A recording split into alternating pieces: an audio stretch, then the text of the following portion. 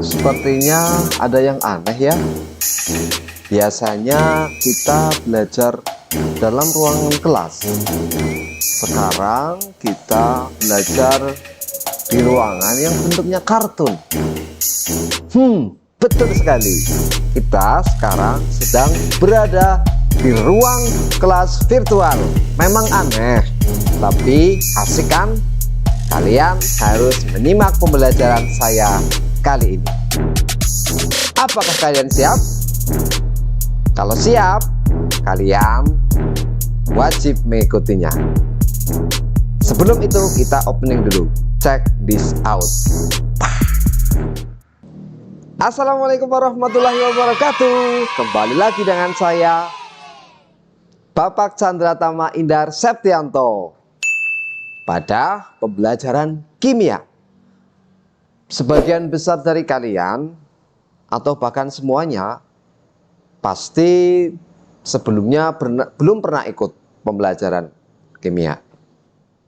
Pastinya karena di SMP kalian tidak ada pembelajaran kimia. Makanya nanti kalian wajib antusias dan wajib mengikutnya dengan baik. Kimia itu mudah kok. Dengan kimia, hidup kalian akan tambah berwarna. Tidak percaya? Oke, kita ikuti saja pembelajaran saya. Pada pembelajaran kali ini, kalian diharapkan mampu mengetahui peranan kimia dalam kehidupan. It's okay, itu wajib. Kalian harus tahu.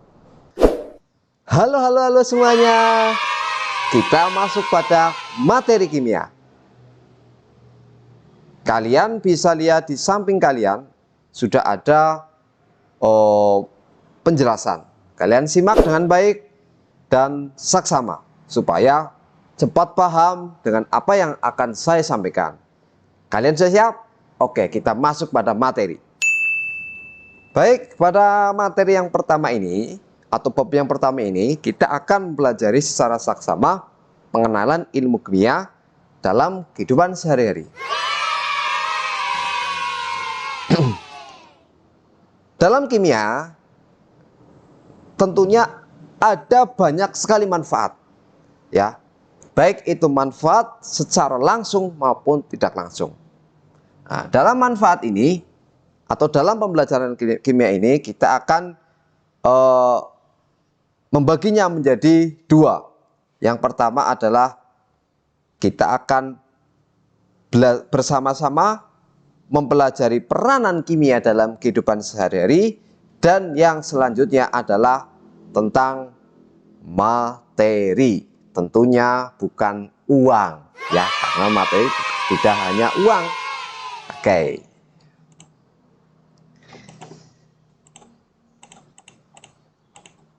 Baik, sebelum itu kita perlu tahu apa sih yang namanya kimia. Ilmu kimia itu apa? Ya. Jadi ketika nanti kalian ditanya oleh teman-teman atau oleh keluarga kalian, kalian tahu ilmu kimia itu apa, ya. Baik, secara bahasa atau asal kata kimia itu berasal dari bahasa Arab, ya, kimia atau KIMYA, itu kimia. Ditranslate dalam bahasa Indonesia, tulisannya adalah kimia biasa, ya. Jadi ilmu kimia itu adalah ilmu yang mempelajari tentang susunan, struktur, sifat, dan perubahan materi serta energi yang menyertai perubahan tersebut, ya. Jadi itu adalah pengertian daripada kimia. Mudah kan? Ya. Kalian bisa lihat di samping kalian. Di samping kalian ini itu ada bahan-bahan atau produk yang setiap hari pasti kalian atau kalian pernah memakainya. Ya, yang pertama ada parfum. Ya, ya mungkin setiap hari kalian sebelum bepergian itu kalian memakainya. Yang kedua ada bahan-bahan alami. Ya, ada bawang putih, jahe, jeruk, ya, lengkuas dan lain sebagainya. Ini juga di dalam bahan-bahan ini ada terkandung kimia. Kemudian ada bahan-bahan kimia seperti obat-obatan, ya. Ini juga ada, dan juga ada obat nyamuk. Ini juga mungkin kalian setiap hari pakai di rumah, ya kan? Wow. Nah, ada juga di sini pewangi, ya, pengharum ruangan, dan juga obat dalam pertanian. Kesemua itu mengandung atau bersentuhan dengan kimia. Paham sampai di sini? Oke, kita lanjut. Kalian setelah mempelajari ilmu kimia, tentunya bertanya-tanya, sebenarnya kimia untuk apa sih? Manfaatnya untuk apa sih? Oke, kalian bisa disimak penjelasan saya berikut. Yang pertama, ilmu kimia ini memberikan pemahaman terhadap satu, alam sekitar dan proses terjadinya.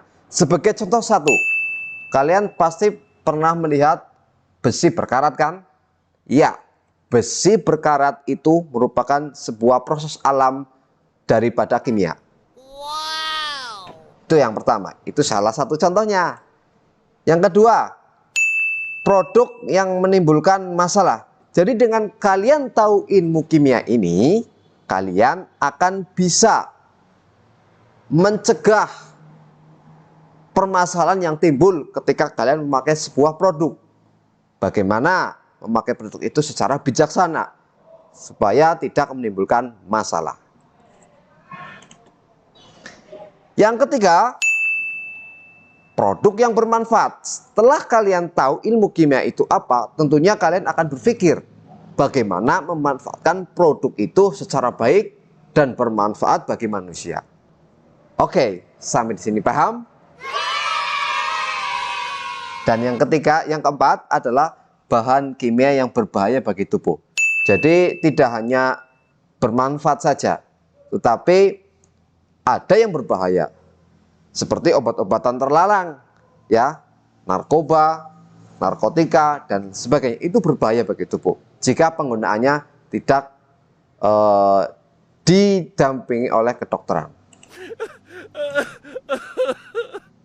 Yap, sekarang kita lanjut. Setelah kita mempelajari ilmu, kemudian manfaat, dan selanjutnya adalah peran ilmu kimia ini terhadap ilmu pengetahuan lainnya, atau hubungannya ilmu kimia ini dengan ilmu pengetahuan lainnya. Oke, yang pertama, nah kalian bisa lihat ya, ada beberapa keilmuan, ya, ini hubungannya. Kimia berhubungan dengan kedokteran, ada kimia yang berhubungan dengan farmasi. Kimia ini juga memiliki peran terhadap ilmu pertanian. Ilmu kimia ini juga memiliki peran terhadap ilmu biologi, terhadap ilmu seni, dan juga kriminolog. Oke, kita bahas satu persatu tentunya. Yap, yang pertama, kimia kedokteran. Kalian pasti pernah atau mengunjungi, ya, pernah sakit, mengunjungi rumah sakit, ya, dan dokter mendiagnosa penyakit itu tentunya berdasarkan keilmuan. Nah, di dalam situ ilmu kimia juga berperan. Yang kedua, kimia dan farmasi. Oh, ini jelas, ya, karena farmasi itu berhubungan dengan obat-obatan, baik yang bermanfaat maupun yang membahayakan. Jadi dengan kimia ini tahu mana yang berbahaya dan mana yang bermanfaat bagi manusia. Yang ketiga, kimia dengan pertanian. Jelas, ya, kalian pernah melihat bapak atau saudara yang petani beberapa bulan sekali menyemprot tanaman menggunakan pupuk, ya. Nah, pupuk itu ada yang berasal dari bahan-bahan kimia. Ini juga termasuk. Nah, yang selanjutnya, kimia dengan biologi. Ini juga sama. Kalian juga pernah dalam tubuh kita ya ada proses metabolisme, ada proses pencernaan, ada proses yang berhubungan dengan makanan. Ya, ini juga ada peran kimia di dalamnya. Wow. Yang selanjutnya, kimia dengan seni. Kok bisa ya? Kimia kok berhubungan dengan seni? Sepertinya tidak masuk akal. Eits, nanti dulu ya. Kalian lihat dulu ya. Kalian pasti pernah melihat atau menggunakannya ya, seperti cat. Cat itu bahan-bahannya juga menggunakan bahan kimia. Bagaimana cat itu bisa berwarna hijau, bagaimana cat itu bisa berwarna merah, itu tentunya ada peran kimia di dalamnya. Makanya jangan kalian berpikir negatif dulu. Kok bisa sih kimia dengan seni ada hubungannya? Nah, ini ternyata kan ada ya. Oke. Yang selanjutnya adalah kimia dengan kriminolog. Ya, hubungannya apa? Kriminolog, kriminal. Kok kimia ada hubungannya dengan kriminal? Yap. Beberapa kejadian tertentu, terutama dalam proses mengidentifikasi orang itu sedang mengonsumsi narkoba atau tidak, menggunakan tes urin. Nah, tes urin ini juga ada kaitannya dengan peran ilmu kimia. Begitu anak-anak ya. Jadi ilmu kimia sebenarnya berhubungan penuh dengan kehidupan kita ya. Jadi kalian jangan berpikiran negatif dulu. Kimia itu sulit, kimia itu apa sih? Nah, kalian tadi sudah tahu sendiri hubungannya dan manfaatnya yang luar biasa. Makanya tadi di awal saya katakan, dengan kimia hidup kalian akan tambah berwarna. Setuju kan? Oke, kita yang kedua, lanjut yang kedua ya, yaitu adalah materi.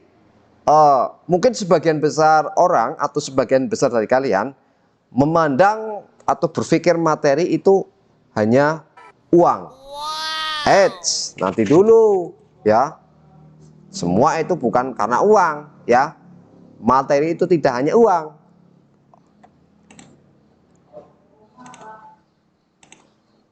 Oke, kalian bisa. Apa yang dimaksud dengan materi? Ya, jadi materi itu tidak hanya uang, anak-anak. Ya, banyak sekali. Karena definisi dari materi itu adalah sesuatu yang memiliki massa dan menempati ruang. Jadi ada massa, kemudian ada ruang. Massa itu gampangannya ya berat. Jadi sesuatu yang memiliki berat dan menempati ruang itu bisa disebut dengan materi. Ya, contohnya apa? Ya, kalian bisa berpikir sendiri, kalian bisa mengidentifikasi sendiri apa saja, benda-benda apa saja. Ya, pokoknya gampangannya sesuatu yang bisa dilihat, ya, itu bisa dikatakan materi. Itu gampangannya. Ya, jadi kalau sesuatu yang tidak bisa dilihat, ya, seperti jin, setan, nah itu bukan materi ya. Pokoknya yang bisa dilihat dan menempati sebuah ruang itu namanya materi. Oke, jadi pikiranmu dibuka secara luas. Tidak hanya uang itu sebagai materi, tapi banyak. Jelas sampai di sini? Oke, kita lanjut. Ya, kan di sini ada contoh ya, ada buku, kemudian ada makanan, ini juga materi, ada uang jelas, dan ada udara.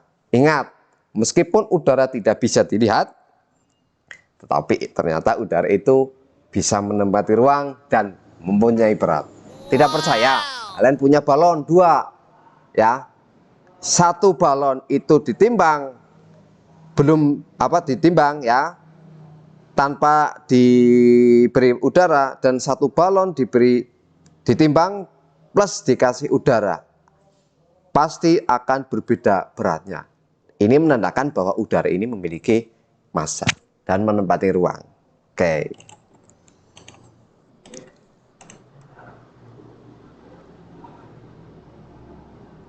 Selanjutnya adalah sifat materi, anak-anak. Sifat materi itu dibagi menjadi 4. Yang pertama adalah sifat fisika, sifat kimia, sifat intensif dan ekstensif. Apa itu sifat fisik? Kalian bisa melogika sendiri, ya. Yang namanya sifat fisika itu adalah fisik berhubungan dengan fisik, dengan keadaan materi. Contohnya bisa titik leleh, titik didih, massa jenis, itu adalah sifat-sifat fisika. Kemudian sifat kimia, perubahan materi menjadi materi. Jadi ketika ada materi yang bisa berubah menjadi materi lain, itu bisa dikatakan materi memiliki sifat kimia. Contohnya mudah berkarat, ya, reaktivitas. Yang selanjutnya adalah sifat intensif, bergantung pada jumlah. Contohnya massa dan volume. Dan yang keempat adalah sifat ekstensif, tidak bergantung pada jumlah, ya. Contoh warna, kemudian ada massa jenis. Yang selanjutnya adalah perubahan kimia. Ya, kalau tadi adalah sifat, sekarang perubahan. Perubahan itu ada dua, Nana, perubahan fisika dan perubahan kimia. Yang pertama kita akan bahas adalah perubahan fisika terlebih dahulu. Perubahan fisika, oke, kalian bisa logika sendiri. Fisika itu apa? Fisik, ya. Jadi perubahan fisika adalah perubahan yang tidak menghasilkan materi baru. Artinya perubahan ini bisa berulang dan bisa berubah lagi pada keadaan awal. Oke, saya berikan contoh perubahan wujud. Kalian bisa lihat tabel di gambar di bawah ini, di samping, ya. Jadi ada perubahan, contoh padat menjadi gas, ya. Kalian bisa dikatakan menyublim. Kemudian cair menjadi padat, itu bisa dikatakan membeku. Begitu pula padat itu bisa berubah menjadi cair atau melebur. Nah, proses ini, ya, dinamakan perubahan fisika. Artinya materi itu bisa kembali kepada keadaan awal. Itu dinamakan perubahan fisika.